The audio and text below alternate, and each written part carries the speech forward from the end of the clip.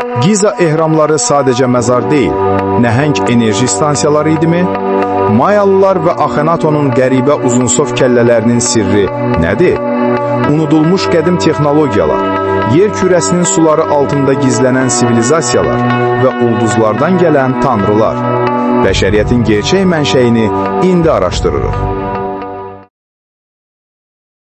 Salam əziz izləyicilər. Bugün sizinlə bəşər tarixinin ən böyük sirlərinin qaranlıq pərdəsini aralayacağıq. Qədim sivilizasiyaların dahiliyi və müəmmaları üzərində qurulmuş cəsarətli, bəzən isə radikal alternativ nəzəriyyələrin dünyasına səyahət edəcəyik. Bu, ənənəvi tarixə meydan oxuyan unudulmuş bilikləri, qədim texnologiyaları və bəlkə də yer kürəsindən kənar əlaqələri araşdıran bir səyahətdir.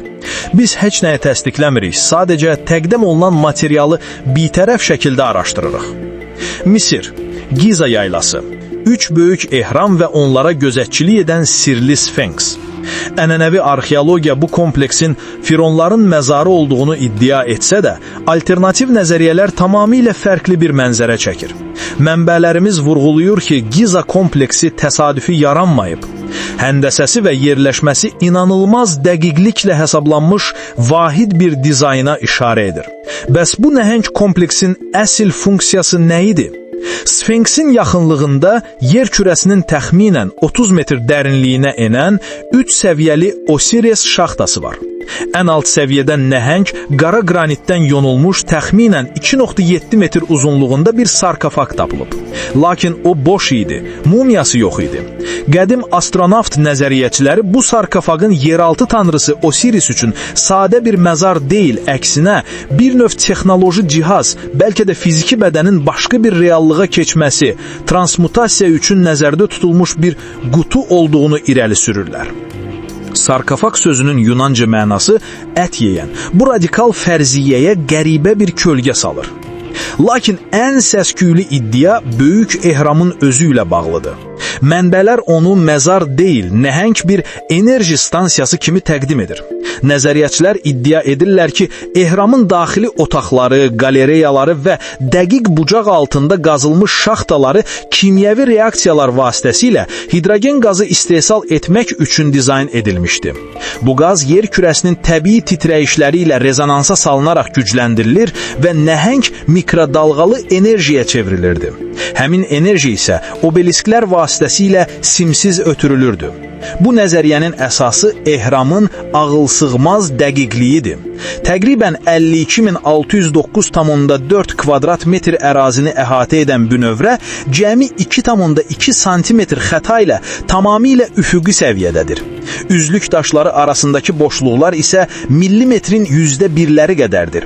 Bu cüz dəqiqlik nəzəriyyəçilərin fikrincə sadəcə bir məzar üçün deyil, yalnız yüksək texnologiyalı bir maşının, bir mexanizmin işləməsi üçün vacib idi. Və Misirdən bir başqa sir, Firon Akhenaton. O, tək Allahlı Atina inancını tətbiq etməklə Misir tarixini alt-üst etdi. Amma ondan da qəribəsi onun və ailəsinin təsvirləridir. Uzunsov kəllə və qəribə formalı bədən. Eyni cür uzunsov kəllələr təkcə Misirdə deyil, Peru və Maltada da yüzlərlə tapılıb. Bəzi kəllələrdə anatomik fərqlər, məsələn, sagital tikişin olmaması süni deformasiyanı yox, bioloji fərqliliyi, bəlkə də yer kürəsindən kənar və ya hibrid mənşəyi göstərir. Bəlkə Akhenatonun təsvirləri sadəcə stilizasiya deyil, onun həqiqi, hibrid görünüşünə əks etdirirdi. Mumyalama prosesi və ona rəhbərlik edən Anubis. Mənbələr Anubisin Sirius ulduzu ilə əlaqələndirdiyini qeyd edir və soruşur, bəlkə də Misirlilərə bu mürəkkəb bilikləri öyrədən tanrılar əslində ulduzlardan gəlmişdilər. Okeanın o tayı, Meksika, Mayalıların möhtəşəm şəhəri Chichen Itza və onun mərkəzi olan El Castillo ehramı.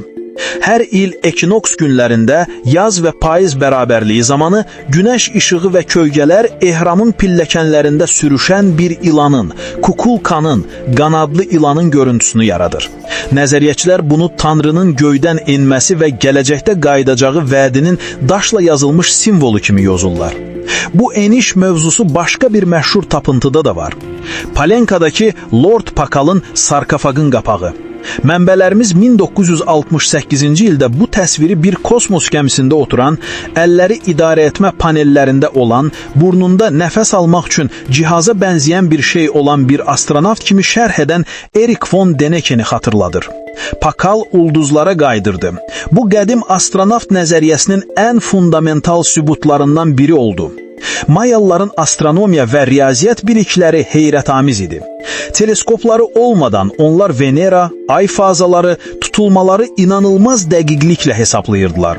Hətta yer oxunun presesiyasını, yəni təxminən 26 min illik hərəkətini də bilirdilər. Mənbələr soruşur, bu biliki onlar hardan əldə etdilər? Onların öz yazıları bu biliki tanrılardan hədiyyə olduğunu deyir. Mayalıların məşhur uzun say təqvimi niyə məhz 21 dekabr 2012-ci ildə bitdi? Mənbələr bu tarixin çox nadir bir astronomik hadisə ilə üst-üstə düşdüyünü vurğulayır. Həmin tarixdə Günəş Süd yolu qalaktikasının mərkəzindəki qara dəlik Mayalıların böyük çat adlandırdığı bölgə ilə demək olar ki, eyni xətt üzrə düzülürdü. Bu bir presesiya dövründə bir dəfə baş verən hadisədir. Mayalılar bu qədər dərin kosmik biliki necə əldə etmişdilər? Mayalılardan daha qədimə gedirik. Meksikadakı Teotihuacan şəhəri. Kim tikib, kim yaşayıb, nə olub onlara bilinmir. Ən qəribəsi isə şəhərdə demək olar ki, heç bir yazı tapılmamasıdır. Mənbələr bu mürəkkəb mühəndisliyin necə birdən-birə ortaya çıxdığını soruşur. 2003-cü ildə Tüklü İlan məbədinin altında 14 metr dərinlikdə gizlin bir tunel tapıldı. Tunelin sonunda iki yüzlərlə qızılı parıltı verən sarı kürəciklərlə dolu bir mağara var. Tədqiqatçılar bu kürəcikləri planetləri təmsil edə biləcəyini düşünürlər. Bəlkə də bu ulduzları təqlid edən bir növ kosmik model, ritual məkanı idi. Aztek əfsanələri də maraqlıdır. Göydən nəhəng bir çaxmaqdaq bucağı enir, yer titriyir və bu obyektdən 1600 tanrı çıxır. Mənbələr açıq şəkildə soruşur, bu bir kosmik gəminin enişinin mifoloji təsviri ola bilməzdimi? Bu qeyri-adi strukturlar təkcə quru üzərində deyil, mənbələr Kuba sahillərində 600 metr dərinlikdə sonar vasitəsilə aşkar edilmiş ehram və başqa tikillərə bənzər obyektləri iddia edir. Yunanistanda Eviya adasında isə Dragospita, yəni əjdərha evləri var. 1500 metr yüksəklikdə bəzən 10 tona çatan nəhəng daş bloklardan tikilmiş megalitik tikillər. Yerli əfsanəyə görə bu evləri tanrı Zevsin şərəfinə bir əjdarha tikib. Mənbələr fərz edir ki, bəlkə Dragospita göyün yerlə görüşdüyü nöqtələr, yəni Zevsin, yəni texnoloji bir nəqliyyat vasitəsinə sahib olan fövqətəbii bir varlığın eniş məntəqələri idi. Niyə bəs bu kəşflərin əhəmiyyəti rəsmi dairələr tərəfindən azaldılır və ya inkar edilir? Mənbələr sual verir. Əgər bu strukturlar həqiqətən qədimdirsə və bir-biri ilə əlaqəlidirsə, bu qəbul olunmuş bəşər tarixini kökündən dəyişə bilər. Bəlkə bu sadəcə bir tarixi sir deyil, gizli bir fəsildir. Amma gələcək ümid verir. Lidar kimi yeni texnologiyalar arxeologiyada inqilab edir. Son illərdə məhz lidar sayəsində Meksika və Gvatemalada sıx cəngəlliklərin altında əvvəlcə tamamilə naməlum olan New York şəhərinin Manhattan rayonu ölçüsündə nəhəng Maya şəhərləri aşkar edilib. Texnologiya bizə keçmişin pərdəsini aralamağa kömək edir. Gördüyümüz kimi bu materiallar qədim sivilizasiyaların bilik mənşəyi, tikinti texnologiyaları və inancları haqqında təbii çərçivədən kənara çıxan izahlar təklif edir. Göydən enən tanrılar, ağılsığmaz mühəndislik, eyni formalı ehramlar, bu oxşar motivlərin bütün dünyada təkrarlanması sadəcə təsadüfdürmü? Düşünmək üçün bir fikir. Əgər bu fantastik alternativ şərhlərdə bir həqiqət payı varsa, bu bəşəriyyətin öz mənşəyi və kainatdakı yeri haqqında fundamental anlayışımızı necə dəyişərdi? Bəlkə də ən böyük sirlər hələ də torpağın dərinliklərində, okeanların dibində və ya qədim yazıların oxunmamış sətirlərində öz kəşfini gözləyir. Bu barədə düşünməyə dəyər.